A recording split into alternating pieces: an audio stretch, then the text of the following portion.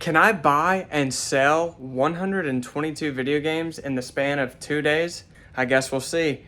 This is how it all started. Coming in hot today, guys. I'm currently on my way to the small town of Duffield, Virginia. And I'm meeting a guy on Facebook Marketplace, and I'm buying 120 different video games from him. I'm talking about Wii, Xbox 360, PS3, maybe some other consoles in there. I don't even know at this point. But I'm paying $180 for 120 video games.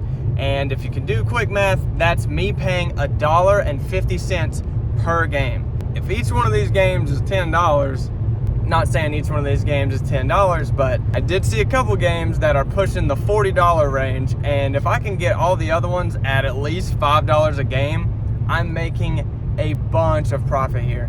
So I'm gonna go meet up with this guy, grab the games, and I will catch back up with you in just a second. All right, I'm back. Should have recorded this while I was still parked, but I'm like 45 minutes away from home, so I just want to start driving again. But man, we got the games right here, son. This is a storage bin, 3 layers deep, filled with video games. There's 124 games in there. He said 116 of them have the, no, 122, sorry.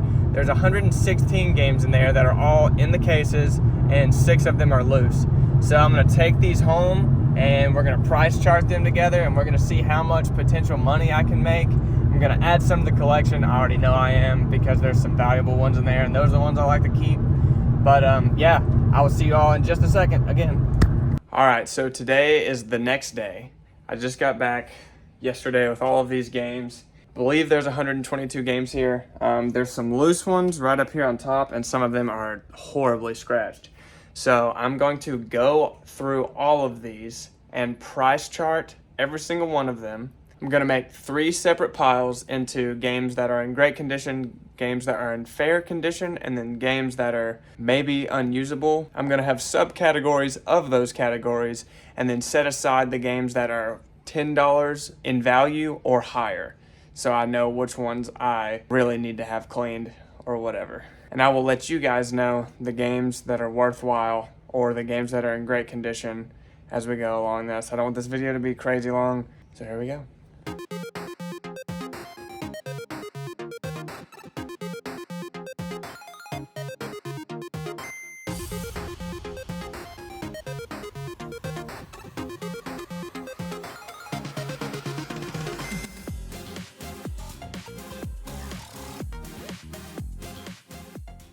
So here I am almost 2.5 hours later. I have all of these games scanned. These stacks of games right here, along with these, I did not scan because the game condition's kind of iffy. But as for these, this is a total of 98 games that price charts for $817. And this stack of games right here are all the games that price chart over $10. So we have the Darkness 2 limited edition. Then we have the Beatles Rock Band, but the thing about this is that it is factory sealed. So these 2 games I've decided are going into the personal collection because that's such a clean copy of the Darkness 2, and I love collecting sealed games. So then we have Wolfenstein for the Xbox 360. Then we have Kingdom of Fire, Circle of Doom for the Xbox 360. Pay attention for the next little bit to let you know if any of these games that you have are worth value.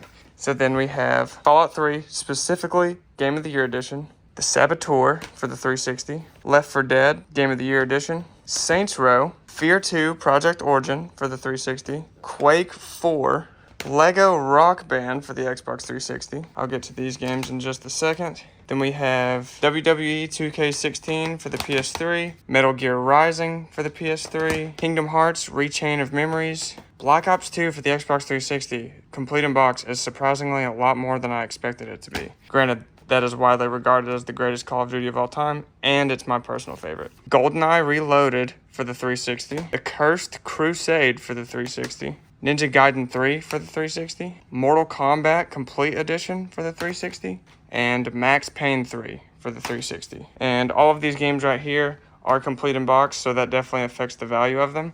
But then these are some more games over $10. We have the original Crash Bandicoot for the PS1, Need for Speed Underground for the PS2, SmackDown vs. Raw 2011 for the PS3, and Formula One Racing 2012 for the PS3. All of these games were over $10. Some were even pushing the $20 mark, but I didn't want to sort them in that way. Any of those games I just listed off, definitely keep your eye out for. Check your collections, because a lot of these are pretty common games to have. And like I said, we're adding these to the collection, so I'm going to put these over here. As for all of these games, I'm going to be taking them to my local game store tomorrow and see what they offer cash and trade credit for me for them, and I will keep you updated from there. All right, guys, I'm sorry that I did not film it, but I just got back from my local game store. I've become really close with them. I really like the guys that work there. It's R&D Games. For all the games, there's like 24 games I didn't put in price charting because the condition was iffy on them. All but like 3 of those games, they said that they could refurbish. So that added quite a bit more value to the game lot than what I thought it would. I took the cash option. They offered, well, now that I think about it, it would have been crazy if I would have took the trade-in value. I don't even want to say what it is just because it hurts, but considering I made over double profit, if that gives you a hint, I paid $180 for all those games. They gave me $392 cash, so considering I over doubled my profit, I had to take the money and run because I can now reinvest into flipping more video games. I really thought about taking the $750 trade credit, which would have been insane, and I maybe should have done that, but hey, when you're making more than double your profit in cash in hand today, I can't complain at all. And so that is it. And I picked up just a few games. I picked up Jak 2 for the PlayStation 2, along with the Borderlands pre-sequel inside the slipcover in very good condition. And I picked up this Midway Arcade Treasures for $4 just because I need a replacement case for one of my Xbox original games. And this is a very nice game, a very nice case, and this game was just super cheap, so that's why I snagged that.